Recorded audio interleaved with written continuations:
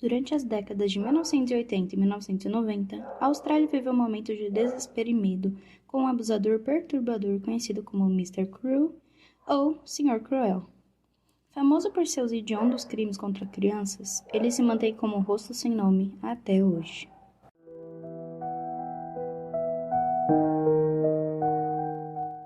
Olá a todos, meu nome é Melissa e esse é o podcast Papo Criminal, onde juntas vamos papear sobre diversos casos do Brasil e do mundo.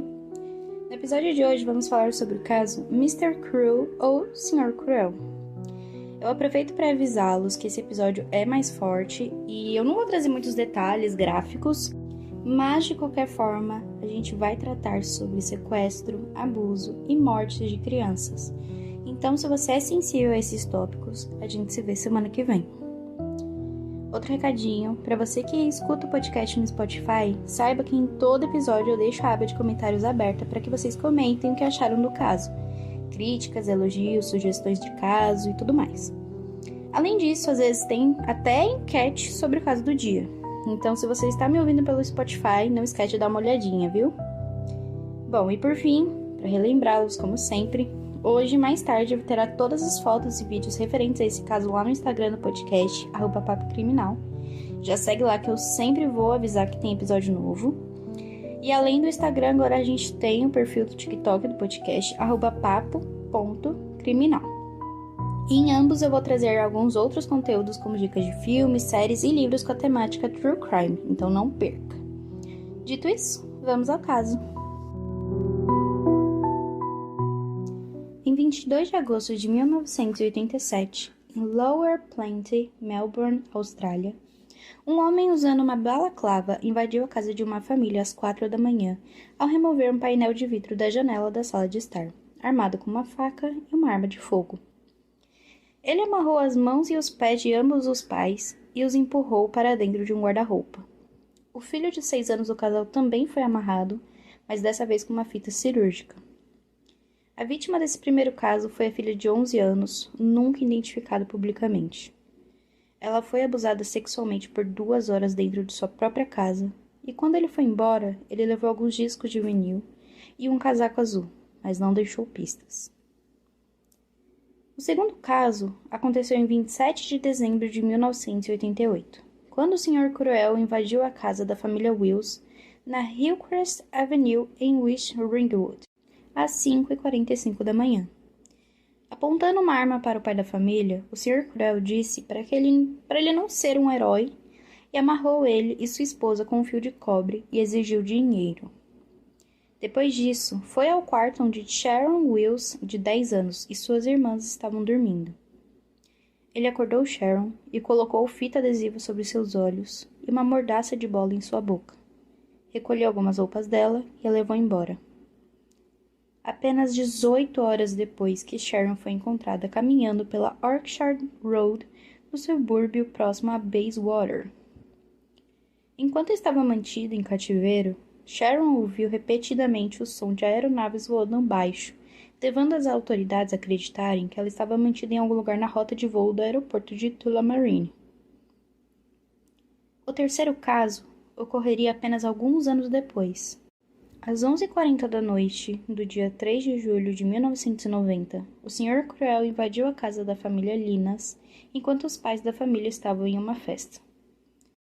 Nicola Linas, de 13 anos, e sua irmã de 15, foram acordadas pelo Sr. Cruel, que estava armado com uma faca e uma arma. Enquanto ele amarrava sua irmã, o Sr. Cruel forçou Nicola a encontrar seu uniforme escolar. Ele sequestrou Nicola e roubou o carro da família, dirigindo cerca de 10 minutos antes de estacioná-lo a aproximadamente 1 quilômetro de distância na Chaucer Crescent. Então, ele a levou para um segundo veículo, dirigindo até uma casa onde a manteve presa por 2 dias. Em 5 de julho de 1990, Nicola foi encontrada viva ao lado de uma subestação elétrica em Kew, a aproximadamente 5 quilômetros da sua casa. Ela estava completamente vestida e enrolada em um cobertor. Seus olhos estavam fechados com fita adesiva, e mais tarde a Nicola disse às autoridades que também conseguia ouvir aviões vindos da casa onde ela estava mantida em cativeiro. Nos 3 casos anteriores, as vítimas foram libertadas. Porém, no último caso, Isso nunca aconteceu. Ele é o principal suspeito do caso ocorrido em 13 de abril de 1991. Carmen Chan, de 13 anos, estava cuidando de suas irmãs mais novas, de 7 e 9 anos na época, em sua casa em Templestowe, quando, por volta das 8h40 da noite, foi confrontada pelo possivelmente Sr. Cruel, armado com uma faca. Os pais, John e Phyllis Chan, não estavam lá naquela noite. Eles estavam trabalhando no restaurante chinês da família. Agarrando Carmen pelos cabelos, ele empurrou uma cama contra a porta para prender suas duas irmãs no outro quarto. Antes de deixar o local do sequestro com Carmen, o Sr. Cruel deixou uma pista falsa na casa, pichando o carro da Sra. Chan com as palavras vingança, traficante asiático e mais por vir. Isso significava que ele sabia que a família era asiática e estava tentando deixar uma pista falsa antes mesmo de sequestrar a Carmen. Depois de um tempo, as duas irmãs que estavam trancadas forçaram a porta e ligaram para o pai no restaurante. Não havia sinal do homem ou da irmã. Desde o início, a polícia sabia que não se tratava de um ataque aleatório. Eles podiam ver que o sequestrador estava bem preparado e havia selecionado cuidadosamente sua vítima. Na investigação inicial, um cão policial rastreou o cheiro de Carmen da porta de correr da cozinha, através do jardim até o portão na quadra de tênis. Depois, através da quadra, através de um segundo portão até uma cerca lateral e uma queda de quase 2 metros até a rua. A trilha seguia por mais 300 metros até um bloco vago coberto de mato, onde a polícia diz que o sequestrador havia escondido seu carro.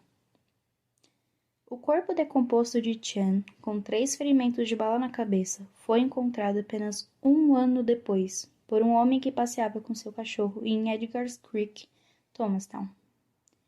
Acredita-se que Carmen pode ter visto o rosto do Sr. Cruel, razão pela qual ela foi assassinada, em vez de ser libertada como as outras vítimas.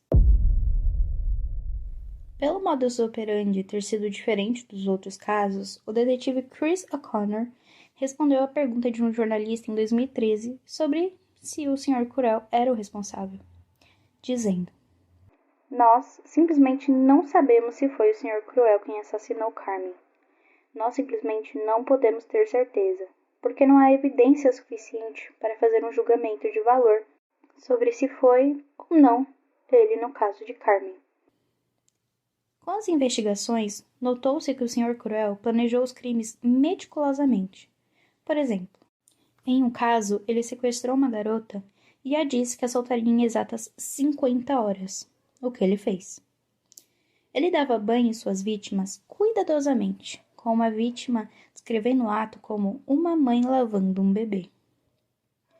Ele limpava pias e bancadas para remover impressões digitais.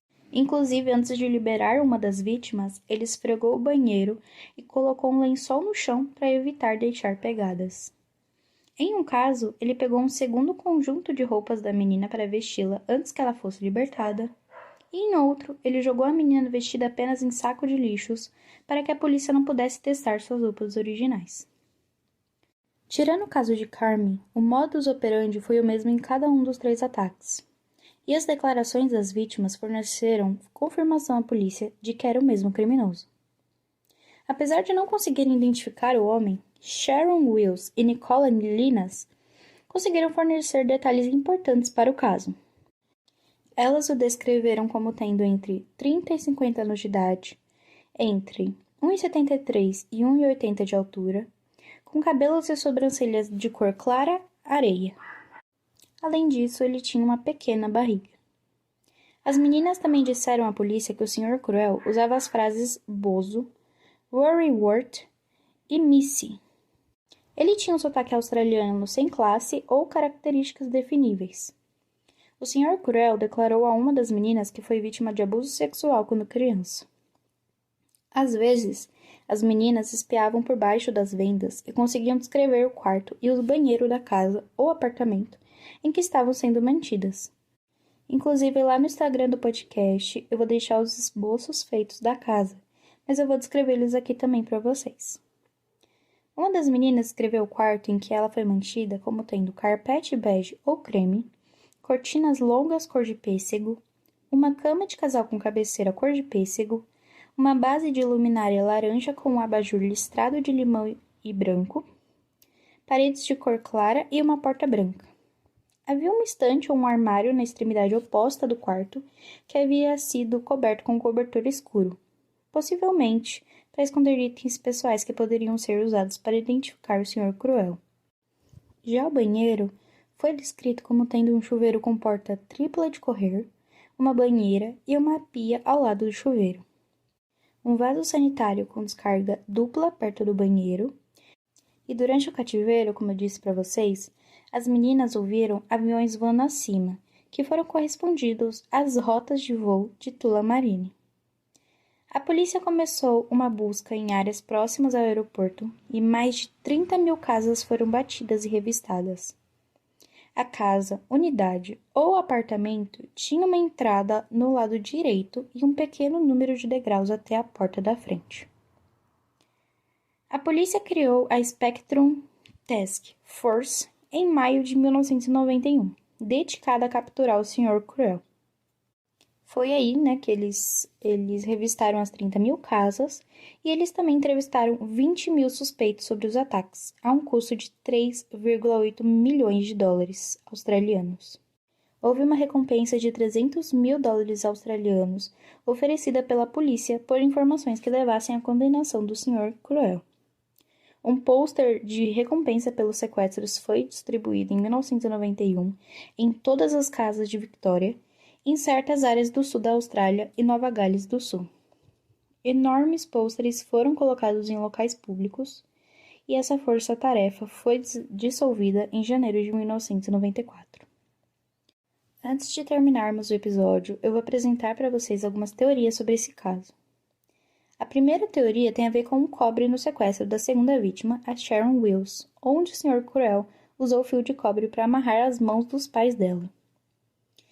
O fio de cobre era caro e difícil de adquirir nas décadas de 1980 e 90, o que significa que as autoridades podiam olhar para suspeitos que tinham fácil acesso a eles.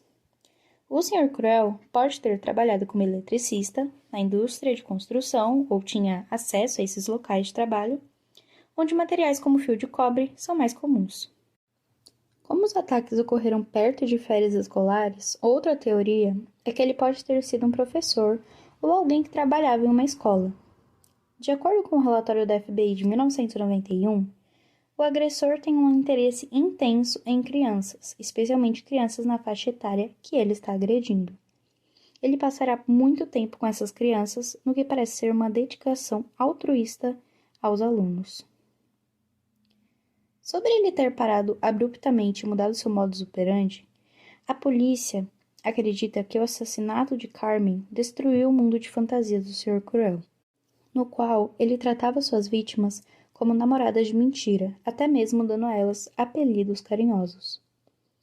Os detetives especulam que ele pode ter se matado, morrido de causas naturais ou se mudado para um país que é tolerante com a exploração infantil. E por último, o principal suspeito. Em 2016, o jornal Herald Sun revelou que a polícia local tinha um total de 7 suspeitos no caso. Um deles era um ex-professor da Universidade de Melbourne, o homem de 75 anos, que também tinha um histórico de crimes sexuais. O suspeito foi divulgado pela mídia como sendo Brian Alan Elkner, mas até hoje a polícia não conseguiu provar a sua ligação com algum crime dado ao Sr. Cruel. Enfim, pessoal, esse foi o caso de hoje, infelizmente sem solução e tão cruel. Esse caso me entristece muito, principalmente por ter criança envolvida, Mas eu espero muito que a família Chan tenha conseguido seguir em frente, como eles poderiam, porque perderam uma filha. E que as outras vítimas tenham uma vida longa e maravilhosa. Mas eu também espero muito que um dia elas tenham resposta de quem realmente foi esse homem, porque... O que passou na cabeça dele pra ele fazer uma coisa dessas? E pelo que eu achei em notícias, os esforços sempre voltam a acontecer em questão a esse caso. Então eu acredito que um dia eles vão descobrir sim quem é esse homem. Mas enfim, eu espero vocês lá no Instagram, no podcast, @papocriminal, e lá no TikTok, @papo.criminal, e também aqui na aba de comentários do episódio, viu? Não esquece de ir lá falar comigo, galera. Inclusive, assim, reforçando, não precisa falar só sobre o caso, pode dar também sugestão de caso, pode elogiar, fazer crítica, pode fazer o que quiser, pode falar do caso, enfim. Mas é isso, pessoal, até semana que vem. As fontes desse caso foram Esri Austrália, The Age e Wikipédia.